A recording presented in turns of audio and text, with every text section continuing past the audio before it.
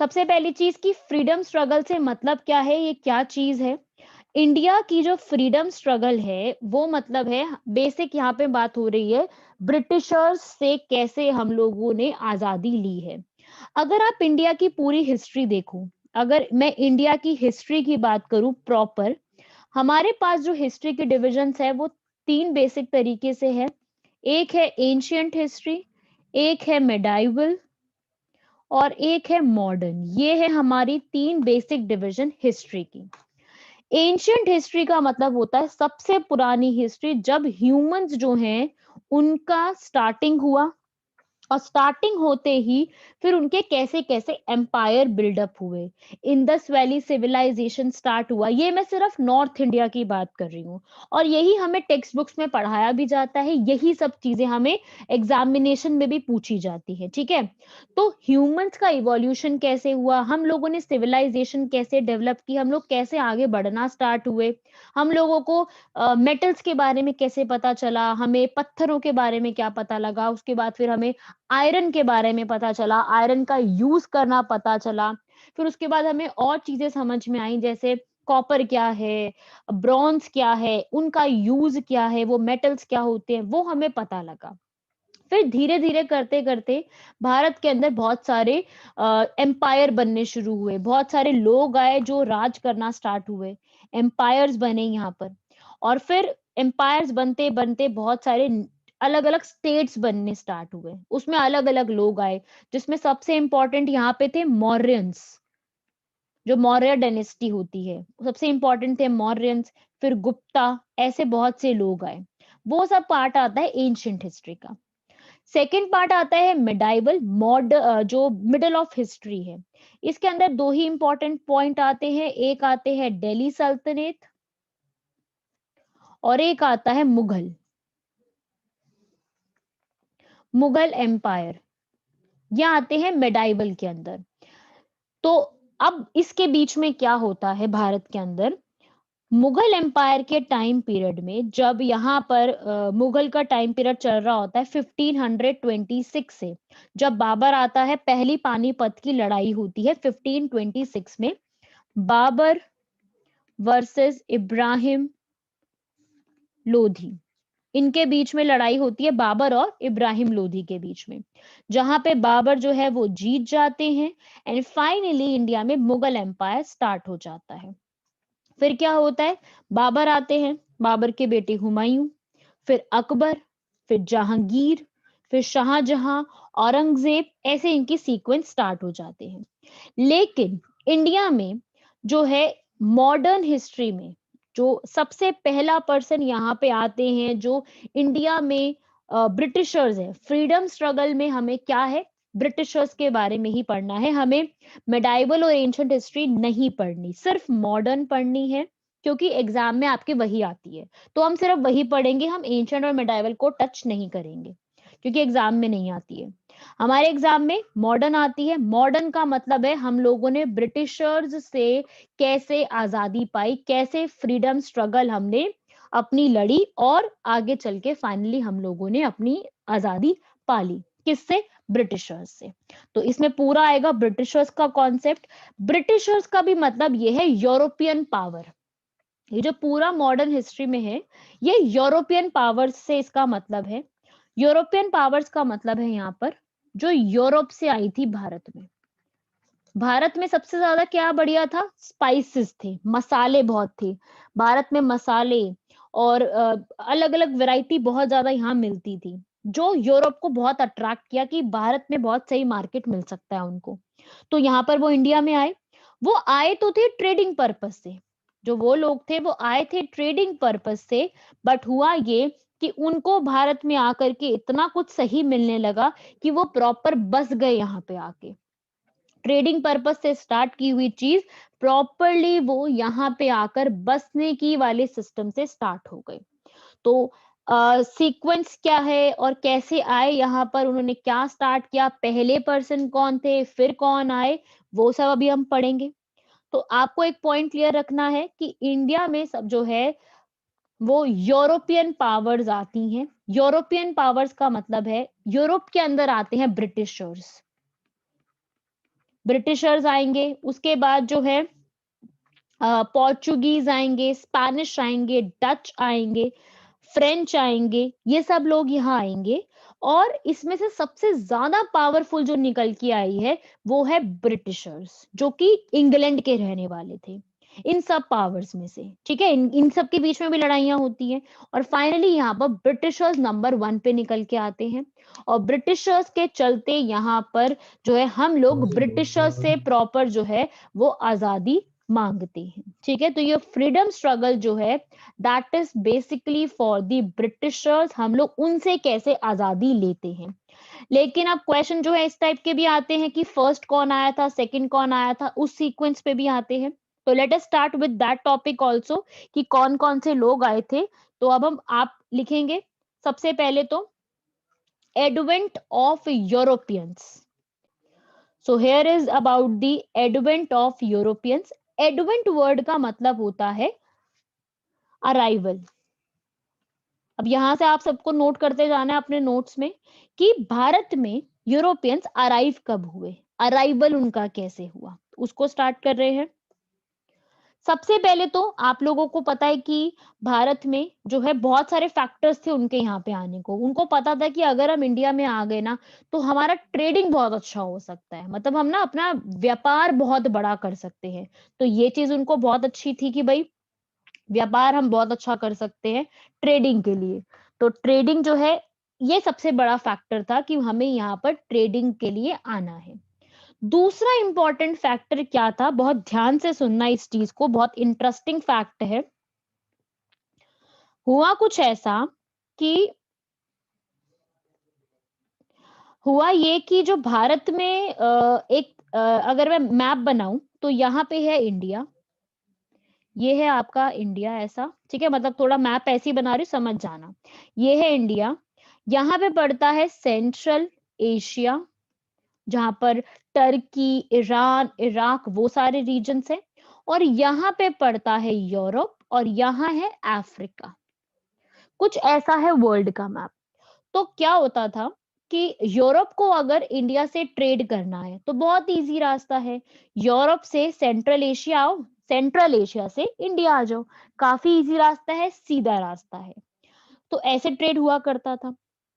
But क्या हुआ, central Asia के रीजन में, इस रीजन में एक एम्पायर था उस टाइम पर। ये सब बात हो रही है 1400 के टाइम की बात हो रही है। ठीक है, 14 सेंचुरी में एक एम्पायर था, ओटोमन एम्पायर। ओटोमन एम्पायर जो था उनका ये था कि उन्होंने क्या किया कि उन्होंने कहा कि यूरोप से जो भी यहाँ पर आएगा, अब उसको जो है यहाँ पे दुगना जो है टैक्स देना पड़ेगा, दुगना टैक्स देना पड़ेगा उनको। तो इसके चलते उन्होंने जो है ओटोमन एम्पायर ने अपना टैक्सेस बढ़ा दिए यहाँ पर। उन्होंने कहा अब जो भी इस रास्ते, सी के रास्ते यहाँ से यहाँ जाएगा, स्पेशली यूरोप, अब उनको टैक्स ज्यादा जबरदस्ती देना पड़ेगा ज्यादा। तो इसके चलते प्रॉब्लम्स क्रिएट होने लगी। तो यूरोप वालों को क्या हुआ कि हम उसी टाइम पर, यूरोप में एक जगह आती है स्पेन, स्पेन ने उस वक्त ये रिसर्च करी कि जो अर्थ है ना वो स्फेयर है। स्फेयर मतलब गोल है, 3D शेप में है, और वो सर्कल है, एक गोल बना हुआ है। तो अगर गोल है तो मतलब कुछ अगर एक जगह का रास्ता एक साइड से नहीं है तो किसी दूसरी साइड से होगा। अगर चीज गोल है तो आप उसको कहीं से भी एक्सेस कर सकते हो उस चीज को, क्योंकि वो गोल है। तो एक रास्ता नहीं तो हम कोई दूसरा रास्ता निकालेंगे।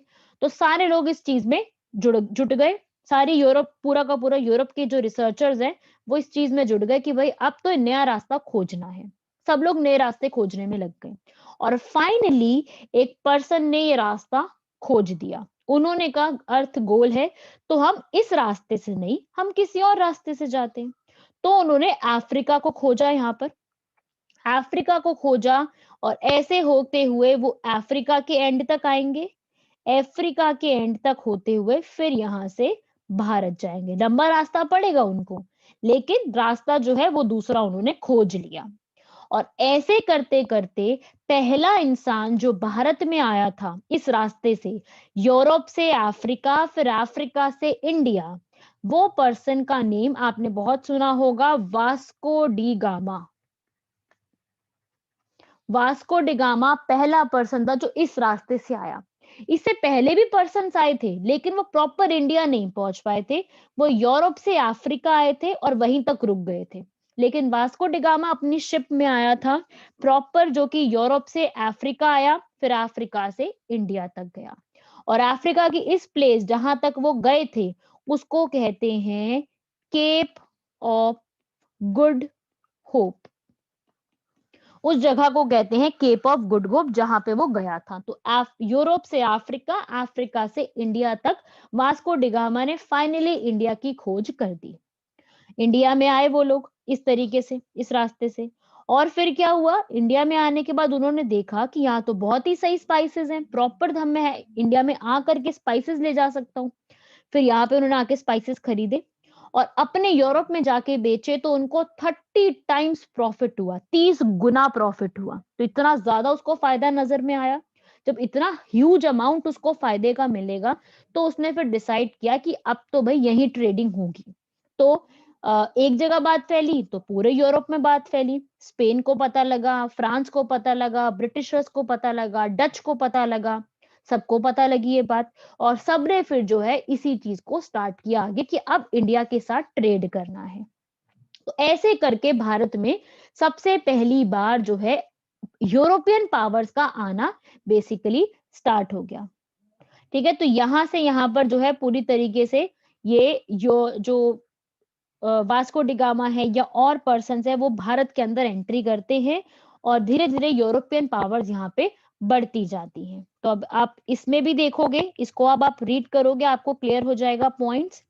यहाँ पर ओटोमन एम्पायर चल रहा था। ओटोमन एम्पायर ने जो है प्रॉपर अपना राज एस्टैब्लिश कर रखा था, जिसके चलते जो है इंडिया जो यूरोपियंस थे उनको नया रास्ता यहाँ के लिए खोजना पड़ा। तो यहाँ पर जो है अब सबसे पहले पोर्चुगीज आएंगे।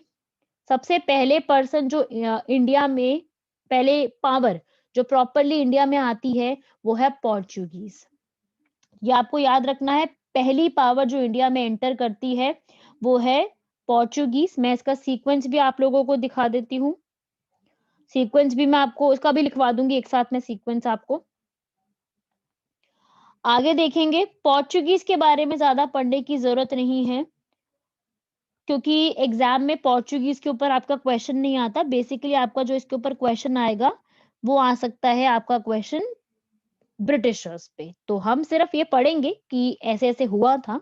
पोर्चुगीज आए थे भारत में, उनके बहुत सारे रूलर्स थे, नाम था वास्को डिगामा। यहाँ पर आए थे, सी रूट उन्होंने खोजा था और कैलीकट में रहे थे। कैलीकट जगह है कर्नाटका केरला के पास, तो वहां पे वो रहे थे जा करके। ठीक है, फिर क्या हुआ, ये सब पढ़ना नहीं, आपके एग्जाम में इंपॉर्टेंट नहीं है, तो ये सब नहीं पढ़ना, सिर्फ पता होना चाहिए ऐसे ऐसे हुआ था। फिर उसके बाद जो है नेक्स्ट, पोर्चुगीज के बाद आते हैं डच लोग। ठीक है, डच कहाँ के लोग होते हैं? डच लोग हैं आज के समय में नीदरलैंड्स के। नीदरलैंड्स का पुराना नाम है हॉलैंड। तो हॉलैंड का आज के समय में प्रॉपर तरीके से नया नाम आ चुका है नीदरलैंड।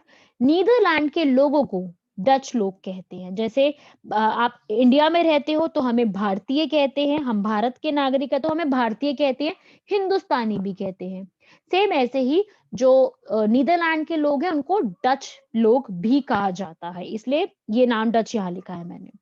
तो डच के लोग आए तो आप फर्स्ट लिखना पोर्चुगीज, नेक्स्ट लिखना डच। फिर इसके बाद डच के बाद आते हैं डैनिश लोग, इंपॉर्टेंट नहीं है। ठीक है, ये डेनमार्क के लोग हैं बेसिकली, डैनिश, डेनमार्क इंपॉर्टेंट नहीं है, इस पे कोई क्वेश्चन नहीं आया आज तक, इसको छोड़ देना। फिर आते हैं यहाँ पर इंग्लिश। इंग्लिश का मतलब कौन आते हैं? ब्रिटिशर्स। तो सीक्वेंस नोट कर लेना, सबसे पहले कौन आए? पोर्चुगीज, फिर आए डच,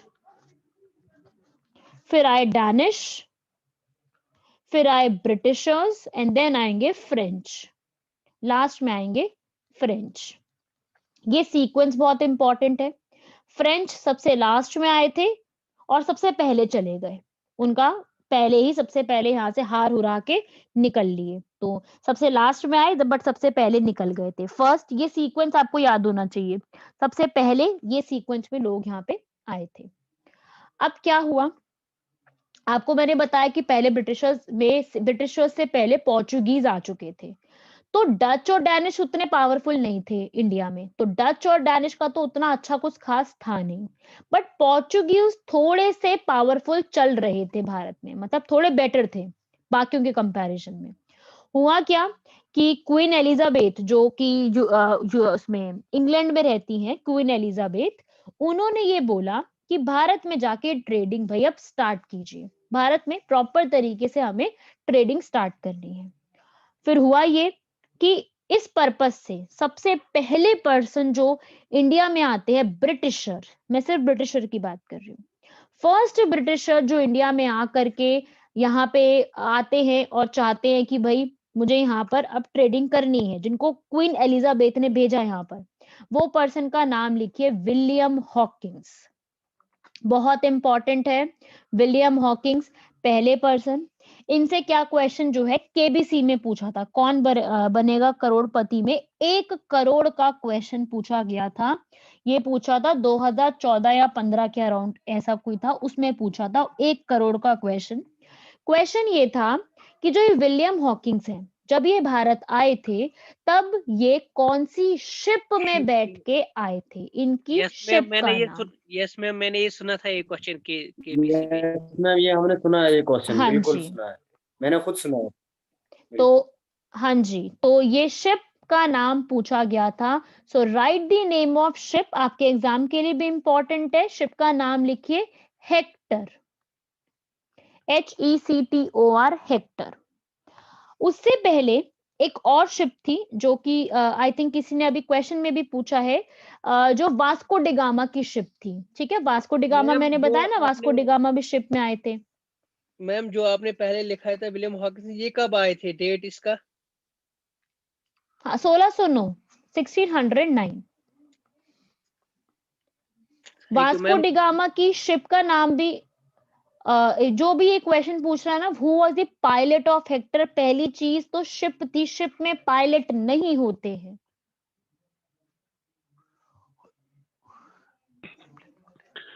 उसके बाद वही क्वेश्चन पूछो जो शिप में जरूरी है। कैप्टन होते हैं, ठीक है, पायलट का नाम आपसे नहीं पूछा जाएगा, ना तो पायलट होते हैं शिप के अंदर क्योंकि कैप्टन होते हैं। ऊपर से ऐसा क्वेश्चन नहीं पूछा जाएगा कि शिप कैप्टन कौन था, कैप्टन किसी को पता ही नहीं है कौन था, ठीक है। तो आप लोग ये लिखिए, शिप का नाम लिखिए विलियम हॉकिंस, हेक्टर में, ठीक है। शिप में आए थे और ये गए थे जहांगीर के पास परमिशन लेने, क्योंकि उस टाइम पे जहांगीर का राज चल रहा था भारत में, जहांगीर उस वक्त जो है वो राज कर रहे थे, तो जहांगीर का राज चल रहा था यहाँ पर। तो जहांगीर जो है वो चाह रहे थे, जहांगीर के पास गए विलियम हॉकिंस परमिशन लेने, लेकिन हुआ ये कि जहांगीर जो है उनमें उतनी समझ नहीं थी, उन्होंने का ना, उनका तो ये था कि भाई अभी पोर्चुगीज हमारे भारत में है, तो अभी पोर्चुगीज ही चल रहे हैं। उन्होंने मना कर दिया विलियम हॉकिंस को कि यहाँ पर आप जो है प्रॉपर तरीके से एस्टैब्लिश जो है फैक्ट्री लगाना चाहते हो, ट्रेडिंग करना चाहते हो, आप यहाँ नहीं कर सकते। क्यों? क्योंकि उसको डर किसका था, जहांगीर को, उसको जहांगीर को डर था पोर्चुगीज का, जो पोर्चुगीज ऑलरेडी भारत में थे, क्योंकि वो पहले आए थे ब्रिटिशर्स से, सीक्वेंस में आप देखो तो वो पहले ही आ चुके थे। तो ब्रिटिशर जो थे वो पहले पोर्चुगीज जो थे वो पहले से ही थे, तो जहांगीर ने इनको परमिशन नहीं दी विलियम हॉकिंस को कि आप यहाँ पे आओ, तो उन्होंने इसको यहाँ पर जो है वो मना कर दिया, ठीक है। वैसे तो हॉकिंस बहुत जो है, हाँ जी बोलिए, मैडम, जरा मैडम इसको आवाज रिपीट नहीं आ रही, कीजिए एक चैटिंग बार। रिपीट कर देती हूँ मैं। देखो, जहांगीर जो है, विलियम हॉकिंस कौन थे, ये ब्रिटिशर थे, ये इंडिया में आए, किस लिए आए, इनको चाहिए था कि हमें इंडिया में अब ट्रेडिंग करनी है, क्योंकि अब हम जो है हमें फरमान आया है हमारी क्वीन एलिजाबेथ की तरफ से, हमें इंडिया में ट्रेडिंग करनी है, तो वो आए यहाँ पर। तो यहाँ पे जो राज कर रहे थे मुगल, वो थे जहांगीर, जो नाम सुना होगा, सलीम जहांगीर, ठीक है, वो यहाँ पे राज कर रहे थे। तो उनके पास गए कि भाई आपका जो इतना बड़ा एम्पायर है उसमें से हमें एक जगह पे फैक्ट्री लगानी है, तो आप ओनर के पास ही जाओगे ना, तो मुगल चल रहे थे जहांगीर, वो उनके पास गए। तो जहांगीर वैसे तो मान गए थे, उनको कोई दिक्कत नहीं थी ऐसी, वो मान गए थे क्योंकि बड़ा इंप्रेस हो गए थे वो विलियम हॉकिंग से। लेकिन उन्होंने फाइनली फिर भी मना कर दिया। क्यों? क्योंकि पोर्चुगीज जो थे, जो है उन्होंने पोर्चुगीज जो थे उसके प्रेशर में आके जहांगीर ने उनको मना कर दिया, क्योंकि पहले पोर्चुगीज आए थे भारत में, और पोर्चुगीज जो थे, पुर्तगाल के जो लोग थे, वो नहीं चाह रहे थे कि ब्रिटिशर्स हमारे यहाँ पर भी आए, कब्जा कर ले और फिर हम ही यहाँ से बाहर निकाल दे। तो इसलिए पोर्चुगीज के चलते जहांगीर ने मना कर दिया। लेकिन हुआ ये कि कुछ टाइम बाद, ये जैसे ये 1609 में आए, 1612 में एक बैटल हुई, लड़ाई हुई, battle of Swally Hole. Battle of Swally Hole, ये नोट करो कौन से ईयर में हुई, किसके बीच हुई, इंपॉर्टेंट है। बैटल ऑफ स्वैली होल, लड़ाई जो थी वो हुई थी स्वैली होल की। बैटल ऑफ स्वैली भी कहते हैं, बैटल ऑफ स्वैली होल भी कहते हैं इसको। ये हुई थी अराउंड गुजरात में, आज के समय के गुजरात में ये बैटल हुई थी, दो के बीच में। ठीक है, स्वैली होल लिख लीजिए, गुजरात। आज के समय में गुजरात का एक छोटा सा बहुत विलेज है स्वैली, ठीक है, वहां पर हुई थी। तो वहां पे लड़ाई हुई इंग्लिश, ब्रिटिशर्स और पोर्चुगीज के बीच में। और यहाँ पे क्या हुआ, पोर्चुगीज हार गए ब्रिटिशर्स से। और ये बात जहांगीर को बहुत अच्छी लगी, मतलब बहुत इंप्रेस हो गए। उसको, जहांगीर को लगा था कि पोर्चुगीज ज्यादा कैपेबल है ब्रिटिशर्स से, वो ज्यादा अच्छे हैं ब्रिटिशर्स से, लेकिन यहाँ पे हार जाते हैं पोर्चुगीज। तो जहांगीर जो है बहुत इंप्रेस हो जाता है इस चीज से। तो फाइनली वो फिर मान जाता है कि भाई ठीक है, जो आप चाहते हो ना फैक्ट्री लगाना सूरत के अंदर, गुजरात में, आप वहां पे फैक्ट्री लगा सकती हो।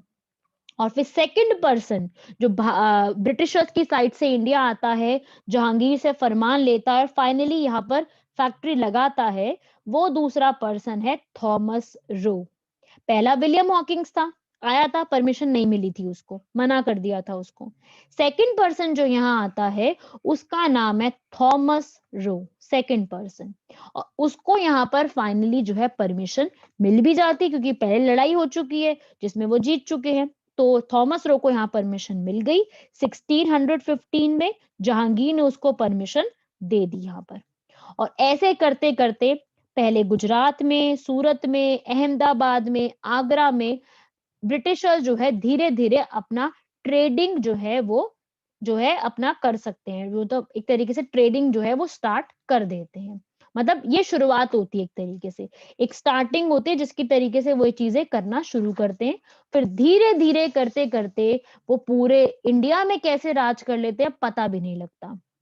ठीक है, पहले यहाँ पे शुरुआत होता हल्का सा, फिर यहाँ पे अभी जहांगीर रूल कर रहे हैं, जहांगीर के बाद शाहजहां आएंगे, फिर आएंगे औरंगजेब। औरंगजेब जो है वो 1707 तक रहेंगे, 1707। इसके बाद जितने भी रूलर्स है ना औरंगजेब के बाद, नेक्स्ट देखेंगे। अब इसके बाद जैसे बैटल हुई और थॉमस रो भी यहाँ पर आए, फाइनली जो है यहाँ पर जो है आप कह सकते हो कि थॉमस रो के आने के बाद ही यहाँ पर हर चीज प्रॉपर उसी तरीके से स्टार्ट हुई और ब्रिटिशर्स इंडिया में फाइनली जो है रह सके। ठीक है, वो यहाँ पे गए, ठीक है, उसके बाद इनसे मिले, ये जो हमारे थॉमस रो हैं वो शाहजहां से, जहांगीर से मिले। मिलने के बाद फाइनली सब कुछ डिसाइड हो गया और इंडिया में इन लोगों की, ब्रिटिश की फैक्ट्रीज जो है वो सेटअप यहाँ पे हो गई, मान गए और फिर सेटअप भी हो गई। तो यहाँ पर प्रॉपर तरीके से आपको सेटअप भी होगा, फोर्टिफिकेशन भी होगा। फोर्टिफिकेशन वर्ड का मतलब क्या होता है, पूरा अपने जो भी जहाँ रह रहे हैं उसके आसपास पूरे किले बनवाएंगे, प्रॉपर किले बनाएंगे ताकि किसी और का खतरा ना हो। तो प्रॉपर जो है उनको खतरे से बचने के लिए उनके यहाँ पर किले भी आसपास जो है पूरा उनका किले भी बनवाए जाएंगे। फिर लास्ट में फ्रेंच आते हैं। फ्रेंच के बारे में ज्यादा कुछ पढ़ने की जरूरत नहीं है, जो फ्रेंच है वो लास्ट ही आएंगे यहाँ पर। और फिर वो अपनी फ्रेंच अपनी कंपनी भी एस्टैब्लिश करेंगे, फ्रेंच इंडिया कंपनी भी एस्टैब्लिश करेंगे, बहुत सारी चीजें करेंगे, यहाँ पर इंग्लिश के साथ वॉर भी लड़ेंगे जिसको कार्नेटिक वॉर कहा जाता है, काफी कुछ करेंगे। बट फ्रेंच के बारे में आपके एग्जाम में क्वेश्चन नहीं आएगा।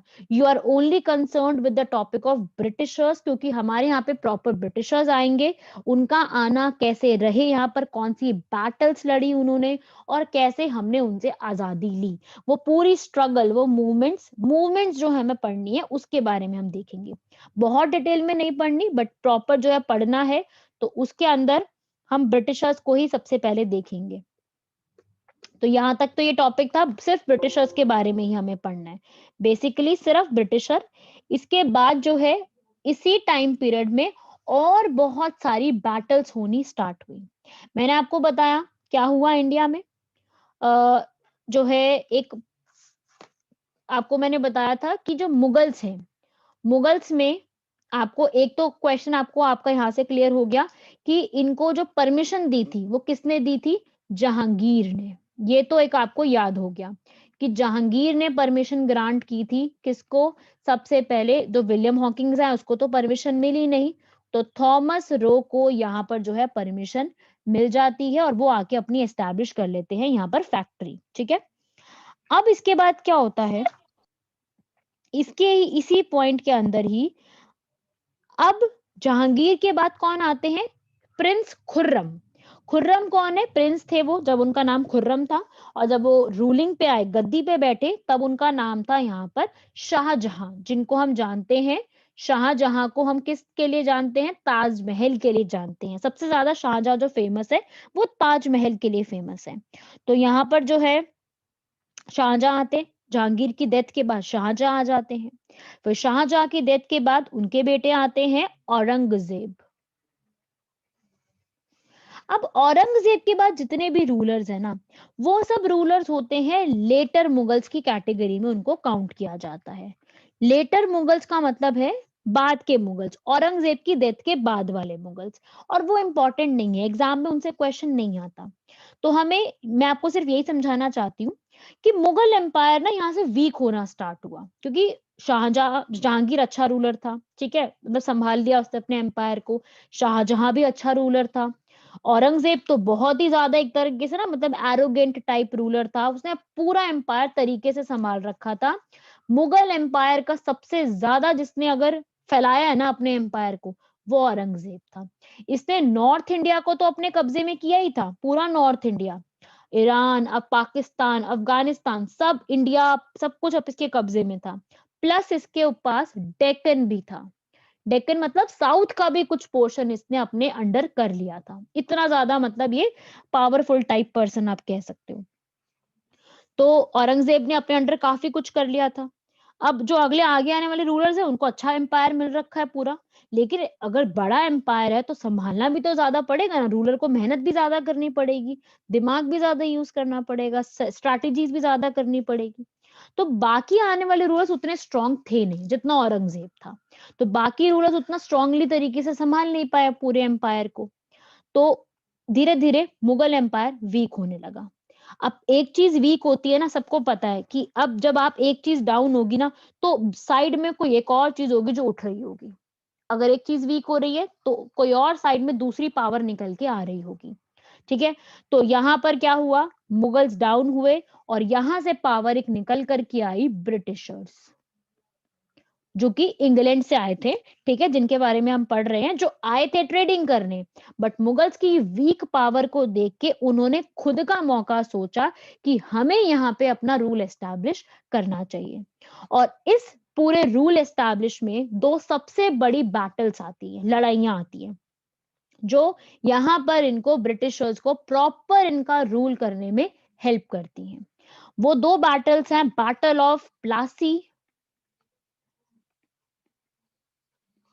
और सेकेंड बैटल है बैटल ऑफ बक्सार। इस बैटल के बाद जो है, इन दोनों बैटल्स के बाद बेसिकली जो इंडिया है वहां पर ब्रिटिशर्स का प्रॉपर तरीके से आप कह सकते हो स्टार्ट हो गया। अभी है मुगल एम्पायर ही, चल मुगल एम्पायर रहा है 1857 तक आते आते चलेगा मुगल एम्पायर ही, बट वो वीक हो चुका है। चल तो रहा है क्योंकि इतना इतना सालों से मिला पड़ा है, चल तो सही रहा है, बट वो वीक हो चुका है। तो अभी हम पढ़ेंगे, अभी आप रुकिए, मैं सब समझा रही हूँ, अभी मैं सिर्फ एग्जाम्पल दिया, अभी ये सब समझाऊंगी यहाँ पर, जो किसके बीच में लड़ाई हुई, कैसा हुआ, सब बता रही हूँ। तो लड़ाई हुई शुरू, अब हम बेसिकली इन्हीं लड़ाइयों के बारे में पढ़ेंगे, जो हमारी बैटल हुई है दोनों, प्लासी और बक्सार की। मैं आपके साथ पीपीटी शेयर करती हूँ, उसमें देखेंगे आप लोग, इसमें देखेंगे कौन कौन सी बैटल किसके साथ हुई थी यहाँ पर। तो अब आएगी battle of Plassey. Battle of Plassey 1757 के टाइम पीरियड में हुई थी, बट उसके पीछे के जो रीजंस थे कि बैटल क्यों हुई, इसके पीछे का क्या रीजन है, वो भी बहुत सारे थे। अब यहाँ पे पर्सन्स आते हैं कुछ, जिनके बीच में ये बैटल हुई और कैसे हुई, वो सब। डेट ऑफ बैटल लिख लीजिए 1757 में ये बैटल हुई थी। ये इसके पीछे की जो स्टोरी है ना, मुर्शिद कुली खान आएंगे इसके अंदर, शुजाउद्दीन आएंगे, अली वर्दी खान, सिराजुद्दौला, ये सब उतने इंपॉर्टेंट नहीं है। हमें जो बेसिकली पढ़ना है वो बैटल ऑफ प्लासी के बारे में। तो मैं पूरा समझाती हूँ, ध्यान से सुनना इस पूरी बैटल के बारे में। होता क्या है इस बैटल ऑफ प्लासी में, ये लड़ी जाती है बेसिकली बंगाल के नवाब और ईस्ट इंडिया कंपनी के बीच। ईस्ट इंडिया कंपनी कौन सा है, ब्रिटिश की, ठीक है। तो आप लिख सकते हैं बैटल ऑफ प्लासी, आप नोट बनाओ, बैटल ऑफ प्लासी 1757, 18 नहीं है, क्योंकि 18 में एक और बैटल पढ़नी है हमें, रिवोल्ट ऑफ 1857, वो बहुत इंपॉर्टेंट है, बहुत क्वेश्चंस आते हैं उससे, वो अलग टॉपिक है। ये 100 साल पहले की बैटल है 1757, जो ब्रिटिशर्स के बीच में, ठीक है। ब्रिटिशर्स की एक कंपनी थी इंडिया में, क्या कौन सी थी, east India company, EIC, east India company, मतलब ब्रिटिशर्स की बात हो रही है यहाँ पर। ये लड़ाई बेसिकली हुई थी ब्रिटिशर्स वर्सेस बंगाल। बंगाल के कौन थे उस वक्त, नवाब्स ऑफ बंगाल, इनके बीच में ये लड़ाई हुई थी। बेसिक लड़ाई इनके बीच में थी, साथ में फ्रेंच भी मिल गई थी यहाँ पर, क्योंकि पोर्चुगीज तो हार चुके थे। मैंने बताया ना, स्वाली होल की बैटल में पोर्चुगीज तो हार चुके हैं, ठीक है, 1612 वाली। तो अब बचे यहाँ पे सिर्फ फ्रेंच ही हैं। बाकी जो डैनिश और डच थे वो उतने खास थे नहीं कि उनको लड़ाइयां लड़वाई जाए, तो वो तो हट गए वहां से। Who was the nawab of Bengal, उस वक्त नवाब ऑफ बंगाल थे सिराजुद्दौला, सिराज उद दौला, इनके बीच में ये लड़ाई हुई थी। तो हुआ क्या इस लड़ाई में, बेसिकली ईस्ट इंडिया कंपनी की तरफ से एक पर्सन लड़ रहे थे, नाम लिखिए, इंपॉर्टेंट नाम है, रॉबर्ट क्लाइव। रॉबर्ट क्लाइव इस बैटल को ईस्ट इंडिया कंपनी की तरफ से हेड कर रहे थे, और नवाब ऑफ बंगाल की तरफ से सिराजुद्दौला हेड कर रहे थे। और इसी का जो बैटल है, इसी का आगे का आएगा, आगे भी पढ़ेंगे हम, और भी चीजें पढ़ेंगे इसके बाद, जो बक्सार की आएगी। कुछ कह रहा है कोई, ब्रिटिशर्स की तरफ से कौन लड़ रहा था ऐसे, हेड कौन ब्रिटिशर की था? तरफ से जो हेड थे रॉबर्ट क्लाइव, ये लिखा है ना मैंने यहाँ पर, रॉबर्ट क्लाइव, वो हेड थे ब्रिटिशर्स की तरफ से। और बंगाल की तरफ से, बंगाल की साइड में सिराजुद्दौला। अब एक सवाल है कि बंगाल ही क्यों, एक भी ये भी चीज आएगी ना कि बंगाल ही क्यों, कोई और जगह भी तो हो सकती थी, बट बंगाल का रीजन था एक। सबसे पहली चीज, मुगलों के टाइम पर सबसे सही एम्पायर, एक रिचेस्ट एम्पायर ना, वो बंगाल था। तो बंगाल के रीजन यही था कि ये रिचेस्ट एम्पायर था, पूरा एक एरिया जो था काफी सही था, ठीक है। और ब्रिटिशर्स ने अपनी सबसे ज्यादा फैक्ट्री भी लगा रखी थी बंगाल में ही, तो उनको ऐसा था भाई, बंगाल जो है ना, आज के समय में आप ये मत को सोचो कि सिर्फ बंगाल है, बंगाल जो है उसमें आसाम भी आता है, उस टाइम की बात कर रही हूँ। आज तो सब कुछ अलग अलग हो चुका है, आपको पता है ना। लेकिन उस समय में जो बंगाल का रीजन है, बंगाल में आपका पूरा आसाम भी आएगा, वेस्ट बंगाल भी आएगा, जो आज के समय का वेस्ट बंगाल है, और अगर जो बंगाल का नवाब है वो बिहार, और ओडिशा, उन सब के ऊपर भी उसका जो है पूरा राज हुआ करता था। वो बेसिक बंगाल एक बड़ी टेरिटरी हुआ करती थी, काफी फेमस थी और काफी सही थी, तो बहुत सारा एरिया जो है बंगाल का उनके अंडर आया करता था। तो वो ये कहते थे जो है कि पूरा का पूरा एरिया जो है वो बंगाल का थोड़ा ज्यादा रिचेस्ट में माना जाता था, इसलिए बंगाल उन्होंने चूज किया। बंगाल में उनकी अच्छी फैक्ट्रीज भी थी ब्रिटिशर्स की, तो उन्होंने चाहा कि यहाँ पर जो है वो हम इसको अपने अंडर ही इंक्लूड करेंगे। बिल्कुल ढाका बांग्लादेश भी इसी के अंडर आता है। बंगाल में सब कुछ था। बंगाल में असम, पूरा नॉर्थ ईस्ट, असम, नागालैंड, त्रिपुरा, मणिपुर, सब कुछ था। वेस्ट बंगाल पूरा आज का, और बांग्लादेश, क्योंकि उस टाइम पे तो अलग था नहीं बांग्लादेश, तो सब कुछ इसी के अंदर आता था। बंगाल में सारे रीजन आते थे, तो इतना बड़ा रीजन था बंगाल, इसके चलते बंगाल को चूज किया गया था, क्योंकि बड़ा रीजन है, उसके ऊपर कब्जा कर लिया तो काफी कुछ मिल जाएगा। ठीक है, तो यहां तक तो हो गया बंगाल का रीजन। अब इसके बाद क्या हुआ, ब्रिटिशर्स और फ्रेंच जो हैं उनके बीच में जो है प्रॉब्लम्स हो रही थी, क्योंकि दो यूरोपियन पावर एक में नहीं हो सकती। जैसे सुना ना, दो तलवारें एक म्यान में नहीं रह सकती, सेम ऐसे ही दो यूरोपियन पावर एक जगह पे राज नहीं कर सकती। राज तो एक ही पावर करेगी, कोई भी एक पावर। तो ब्रिटिशर और फ्रेंच के बीच में भी प्रॉब्लम शुरू हो गई कि कौन जो है सुप्रीम है, उनके बीच में लड़ाई। ब्रिटिशर में रॉबर्ट क्लाइव चाह रहे थे कि पूरा जो बंगाल है मेरे अंडर आ जाए, और जो बंगाल के नवाब थे वो कैसे अपना अपना राज्य किसी और को दे दे, ये तो फिर गलत है। तो इसी के चलते एक बहुत बड़ी बैटल हुई। उससे पहले एक ट्रेजेडी होती है, ब्लैक होल ट्रेजेडी। ये इसकी सबसे बड़ी रीजन है जिसके चलते एकदम से जो है सबसे बड़ा ये जो बैटल ऑफ प्लासी जिसको हम कहते हैं, प्लासी जो है ये वेस्ट बंगाल में एक जगह है प्लासी, वहां पे ये लड़ाई होती है। उससे पहले एक ट्रेजेडी होती है, black hole tragedy. Black hole का मतलब क्या है, एक ऐसी ब्लैक होल मतलब एक ऐसी जगह जहां पर सब कैदियों को बंद करके रखा जाता है। मतलब आप मान लो बहुत छोटी सी जगह, बहुत ज्यादा छोटी, मतलब जहां पे मुश्किल से 10 से 15 आदमी भी नहीं खड़े हो सकते, वहां पे जबरदस्ती 146 लोगों को इकट्ठा किया जाता है। अब आप खुद सोच सकते हो, जहां एक ऐसी जगह जहां पे बहुत कम लोगों को इकट्ठा किया जा सके और वहां पे एकदम भर भर के 146 के करीबन लोगों को जमा कर दिया जाए, तो उनका दम घुट के कैसा हाल हुआ होगा। तो ये एक तरीके से बहुत मतलब एक बेकार सी चीज एक मानी गई है, जहां पर जो है सफोकेशन की वजह से उनकी डेथ हो जाती है। डोर्स जो है बंद कर दिए गए, सब कुछ बंद करके उनको एक जगह में बस फंसा दिया गया, सब एक साथ घुस जाओ, फंसा दिया उनको। और ये एक बहुत बड़ी ट्रेजेडी हुई थी जिसको ब्लैक होल ट्रेजेडी के नाम से जाना जाता है। एक किला था फोर्ट विलियम, वहां पे ये होता था। फोर्ट विलियम था, कलकत्ता में ही बना हुआ था ये फोर्ट विलियम। फोर्ट का मतलब किला, उसका नाम था विलियम। तो फोर्ट विलियम के नाम से एक किला था वहां पर, जो कि एक बनाया गया था यहाँ पर, जिसके चलते इस ट्रेजेडी में बहुत ज्यादा लोगों को भी गुस्सा था इस चीज का कि ये हमारे लोगों को, प्रिजनर्स को ऐसे ही यहाँ पर बंद कर दिया गया, बहुत सारे लोगों को, जिसको हम जो है ब्लैक होल के नाम से जानते हैं। इस ट्रेजेडी को हम आज के समय में ब्लैक होल के नाम से जानते हैं, जो कि 1756 में हुई थी।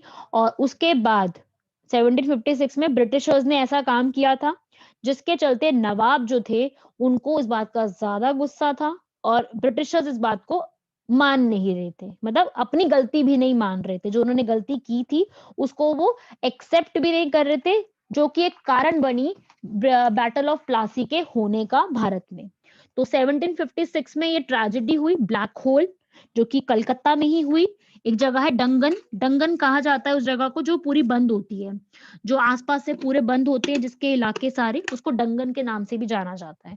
तो वहां पे ये ट्रेजेडी हुई, और उस ट्रेजेडी के बाद जो है नवाब को इस बात का ज्यादा गुस्सा हुआ। जब बहुत जबरदस्त गुस्सा हुआ तो उसके बाद फिर एक हमारे सामने एक बैटल होती है जिसका नाम है बैटल ऑफ प्लासी।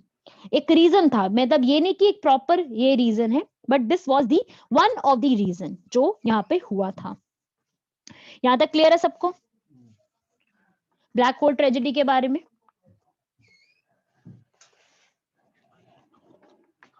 बताइए भाई, कोई डाउट यहां तक?